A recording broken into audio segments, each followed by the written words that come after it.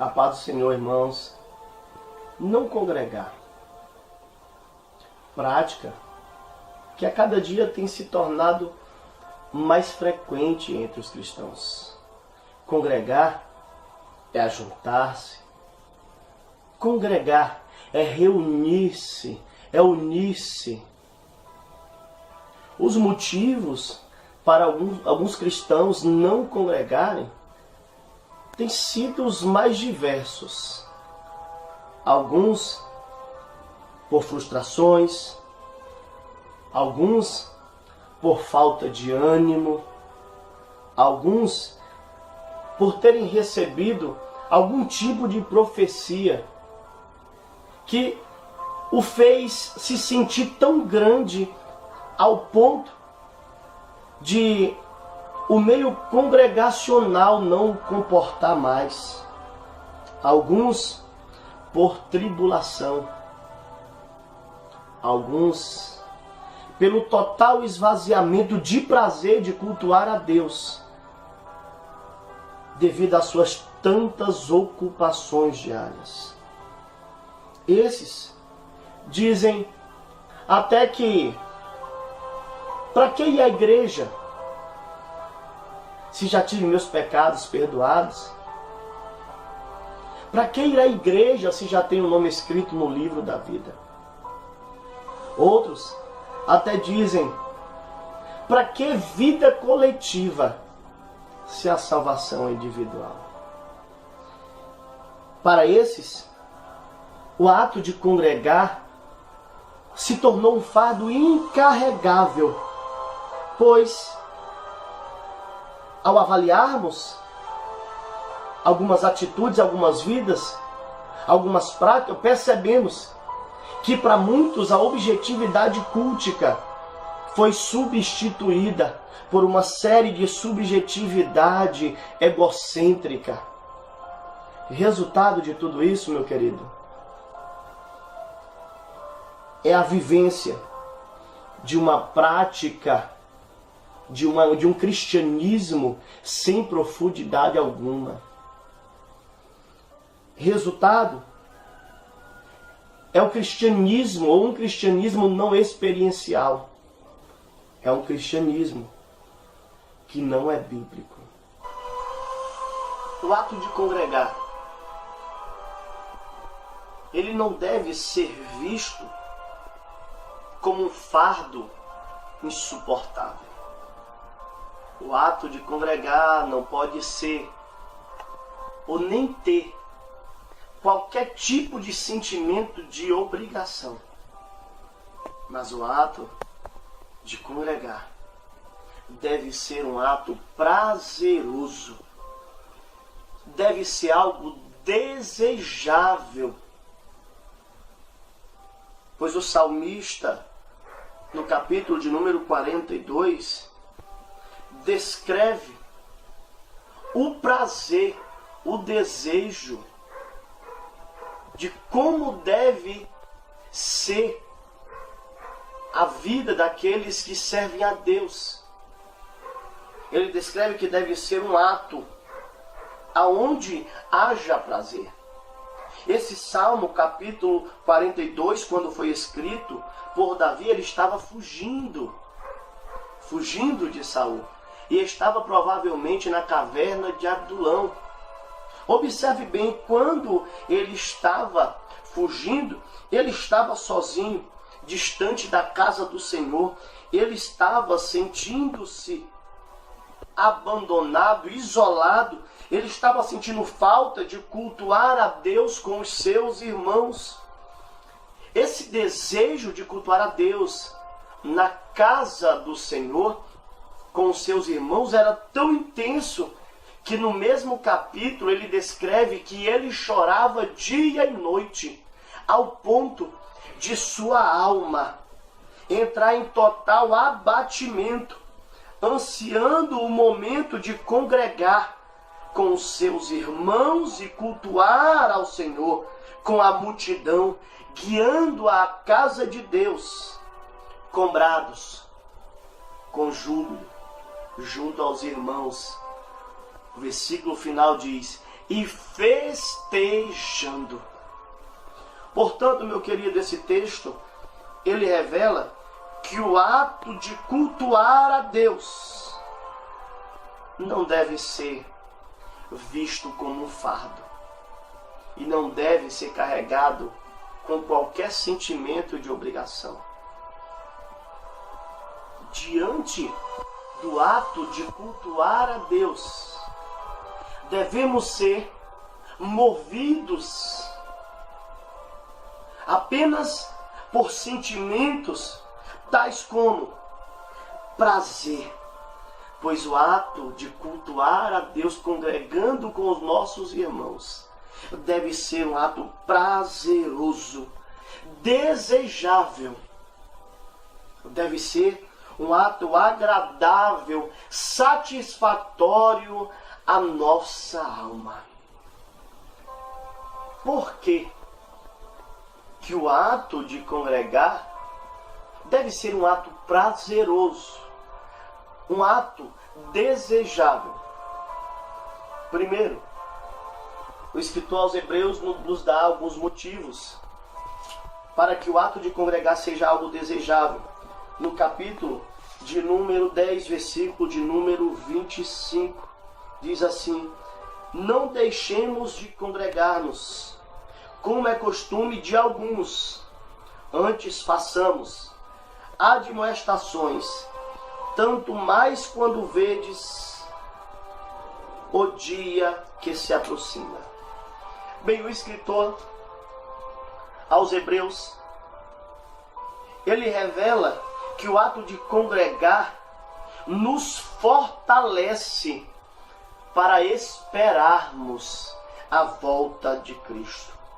Observe bem, quando esse texto aos Hebreus foi escrito, os cristãos estavam sofrendo as dores das perseguições incessantes do governo romano.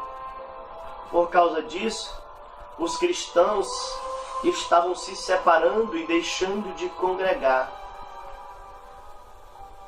Por isso, o escritor aos Hebreus, ele ressalta os benefícios e a importância de congregar. Pois, segundo ele, quando congregamos, admoestamos uns aos outros. Admoestar é aconselhar. E através desses conselhos, dessas ajudas, é que nos tornamos mais fortes. Por isso, o escritor de Eclesiastes, ele diz que o cordão de 3 dobras é mais difícil de ser quebrado. Sabe qual a implicação desse texto? É a de que quando congregamos, alguém se sente fraco, então alguém estende a sua mão, dizendo: fique tranquilo, porque eu vou te ajudar, eu vou orar contigo, eu vou chorar contigo. Por isso, irmãos, que o ato de congregar deve ser algo desejado, porque é justamente quando congregamos é que nos fortalecemos como uma corda de 3 dobras. Então que a igreja ela seja um apoio, ela seja uma ajuda, que o ato de congregar venha a ser visto por você como meio de fortalecimento unitário. Por quê? Que o ato de congregar deve ser um ato prazeroso, um ato desejado. Segundo lugar, o salmista, no capítulo de número 133, nos dá a segunda razão, que diz assim a palavra do Senhor, no Salmo de número 133. Ó, quão bom e quão suave é que os irmãos vivam em união. É como óleo precioso sobre a cabeça, que desce sobre a barba de Arão, e que desce a orla das suas vestes. É como o orvalho do Hermon, que desce sobre os montes de Sião, porque ali o Senhor ordena a bênção e a vida para sempre. Observe bem, o salmista, ele descreve a comunhão, ou ato de congregar, como o aroma da união que se exala. O salmista, ao escrever, ele tem em sua mente o aroma, o perfume do óleo da unção. Ele tem em sua mente o frescor da montanha. O que isso quer dizer? Ele está afirmando que quando os irmãos estão em comunhão, o perfume aromático do óleo da unção e o frescor da montanha se exalam quando os filhos de Deus estão juntos para cultuá-lo. Isso é tão bem verdade que Lucas, ao escrever Atos, capítulo de número 2, versículo 46, 47, ele diz o seguinte: e perseverando unânimes todos os dias, ouçam, no templo. Vou repetir, no templo. E, partindo o pão em casa, comiam com alegria e singeleza de coração, louvando a Deus e caindo na graça de todo o povo. E a cada dia acrescentava-lhes o Senhor os que iam sendo salvos. Versículo de número 46, Lucas descreve a unidade, a comunhão da igreja. Por causa dessa comunhão,